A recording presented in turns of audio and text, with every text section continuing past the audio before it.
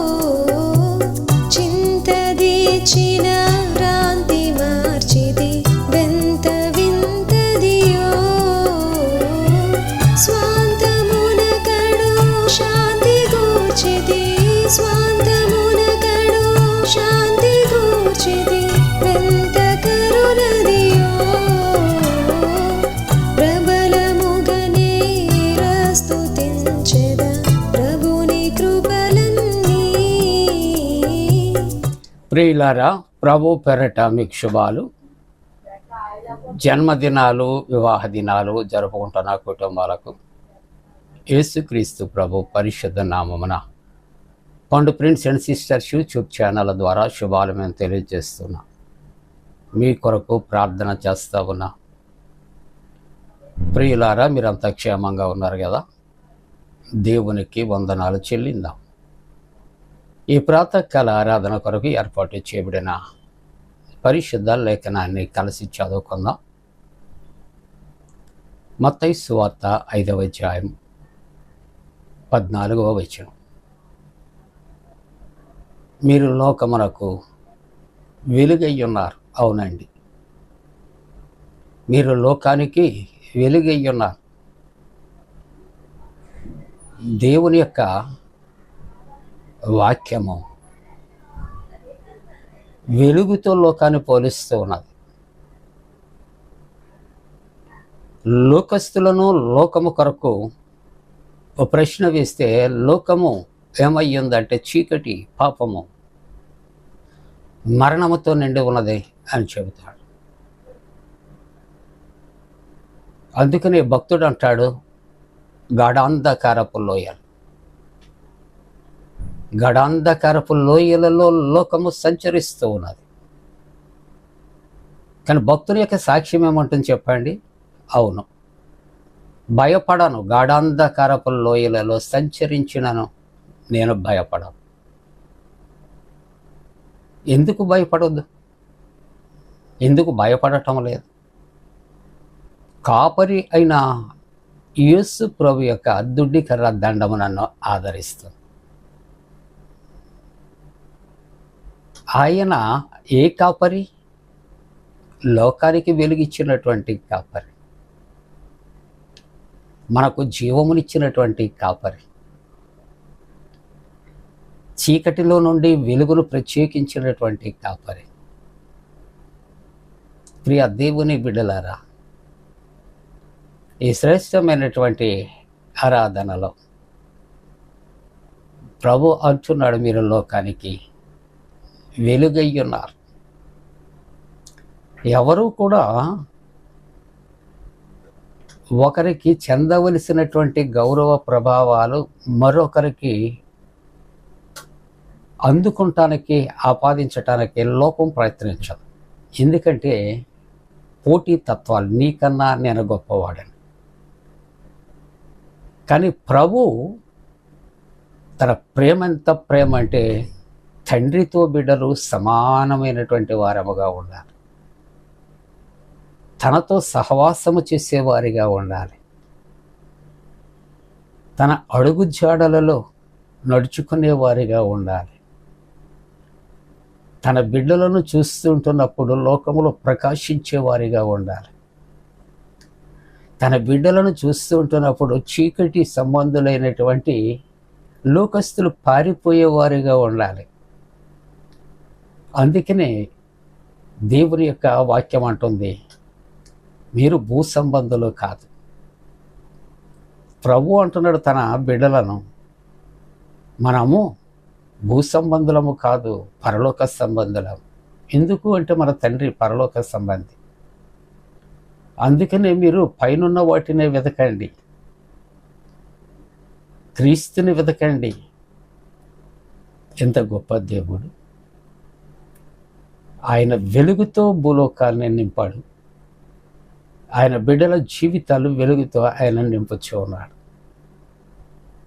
కాబట్టి దేవుని యొక్క వాక్యం ఉంటుంది, మీరు లోకమునకు వెలుగై ఉన్నారు. అందుకని యోహాను సువార్తలో 1వ అధ్యాయంలో 9వ వచనములో చూస్తూ ఉంటున్నప్పుడు ఇక్కడ చక్కటి మాట ఇక్కడ వాడుతున్నాడు, నిజమైన వెలుగు ఉండేను. అంటే in other words to say, ఎన్నో రకాల వెలుగులు కనిపిస్తున్నాయి, కానీ అవన్నీ నిజమైనటువంటివి కాదు, అవన్నీ శాశ్వతమైనటువంటివి కాదు. నీకు అంతలో కనిపిస్తుంది, అంతలో ఆ వెలుగు మాయమైపోతుంది, అంతలో ప్రకాశిస్తుంది, అంతలో అది అదృశ్యమైపోతుంది. జస్ట్ పీస్ ఆఫ్ పేపర్, ఒక పేపర్ తీసి మనం వెలిగిస్తే వెలుగు కనిపిస్తుంది, బట్ అది కాలిపోయిన తర్వాత బూడిద మిగులుతా తప్ప వెలుగు మిగలదు. అలాగనే ఒక 1000 వాట్స్ బల్బ్స్ వేసాం, అవి కట్టివేస్తే మళ్ళీ చీకటే, అంధకారమే.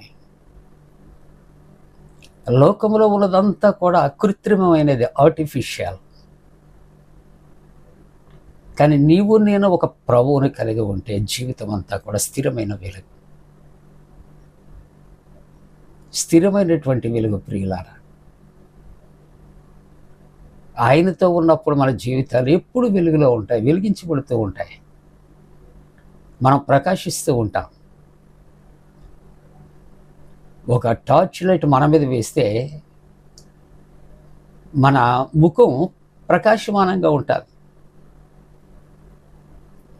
అలాగే ప్రభు వెలుగులో మనం నడుచుకుంటున్నప్పుడు ఆయనతో ఉన్నంత వరకు ఎప్పుడు కూడా ప్రకాశమానంగానే ఉంటాయి మన జీవితాలు. టార్చి ఎప్పుడైతే ఆఫ్ చేస్తామో ఆ వెలుగు మన మీద నుంచి పోయి మరలా యథావిధిగా చీకటిలో ఉంటామో, అలాగే క్రీస్తు ప్రభు యొక్క వెలుగులో ఉంటే ఎప్పటికీ స్థిరముగా వెలుగు సంబంధముగా ఉంటాం. కానీ ప్రభు యొక్క వెలుగులో నుండి మనం తప్పుకొని ప్రక్కకు వస్తే మరలా మన బ్రతుకులు చీకటిలోనే. అందుకని ప్రభు యొక్క వాక్యం అంటుంది, నా గొర్రెలు నా స్వరాన్ని వింటాయి, అవి నన్ను వెంబడిస్తాయి, వాటికి నా ప్రాణాన్ని ఇస్తాను. వెలుగు సంబంధులకు ప్రభు జీవమిచ్చి మనలను మరణము నుండి తప్పించే దేవుడు. అందుకనే ప్రభు లోకమంతటికి ఒక అభయాన్ని ఇస్తున్నాడు, వాగ్దానాన్ని ఇస్తున్నాడు. మీరంతా కూడా వెలుగు సంబంధులే, మీరు లోకానికి వెలుగై ఉన్నారు. కాబట్టి యోహాను సువార్త 1:9 అంటున్నమాట, నిజమైన వెలుగు ఉండేను, అది లోకములోనికి వచ్చాను. ప్రతి మనుష్యుడు వెలిగించబడుచున్నాడు. దేని చేత? దేవుని యొక్క వెలుగు చేత మనం వెలిగించబడుతున్నాం. అది నిజమైనటువంటి వెలుగు, దాని ప్రభావం మనకుంది. కాబట్టి నిజమైన వెలుగును మనం పొందుకోవాలి, మనం నిజముగా వెలిగించబడాలి. యోహాను సువార్త 1:10 ఆయన లోకములో ఉండారు. అంటే లోకములో ఏముంది చెప్పండి? వెలుగు ఉంది. లోకములో స్థిరమైన వెలుగు ఉండటానికి కారణం, వెలుగయ్యున్న యేసు ప్రభువు లోకములో ఉన్నాడు. లోకము ఆయన మూలముగా కలిగాను. చూసేది ప్రతి దానికి కూడా కనెక్షన్స్ చక్కగా ఎలాగున్నాయో, లోకములో వెలుగు ఉంది, వెలుగు ఆయన మూలముగా కలిగాను, బికాజ్ ఆఫ్ ఆయన లోకంలో ఉండాను.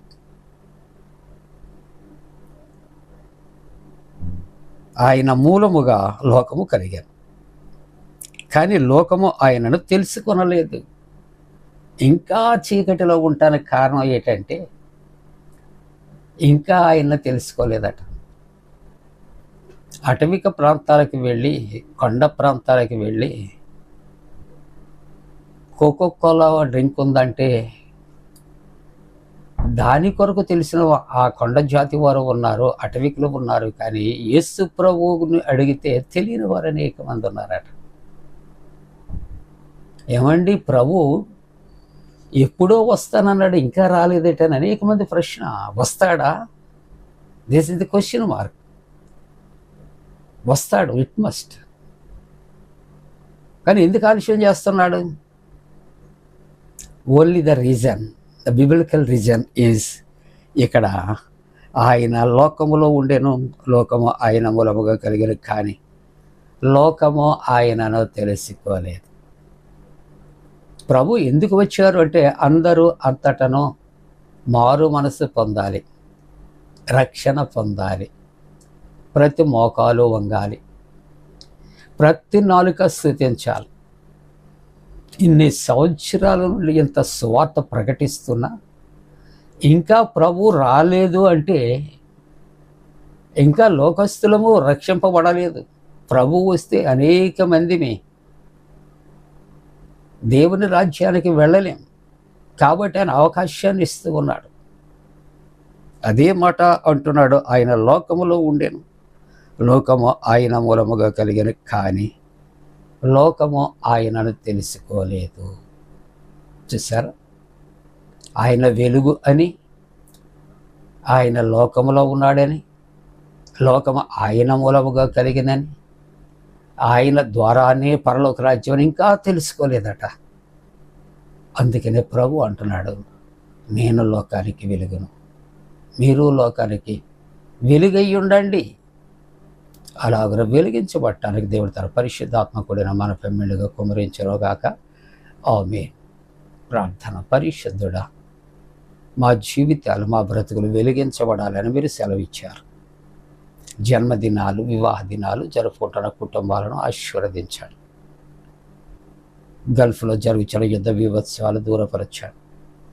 అనారోగ్యంతో ఉన్నటువంటి వారు, మరణశయ్య మీద ఉన్నటువంటి వారు, సమస్యలో ఉన్న వారిని విడుదల చేయాలి. ఆర్థికపరమైనటువంటి నా ప్రభా, నాయన ఇదిగో తండ్రి, అలజడితో ఉన్న కుటుంబాలను ఆదరించాడు. ఉద్యోగ ప్రయత్నాల్లో ఉన్న బిడ్డలకు ఉద్యోగాలు దయచేయండి. చల్లటి వాతావరణం కలుగు చేయండి. యేసునామమున నడిపించున్నాం తండ్రి. ఆమేన్.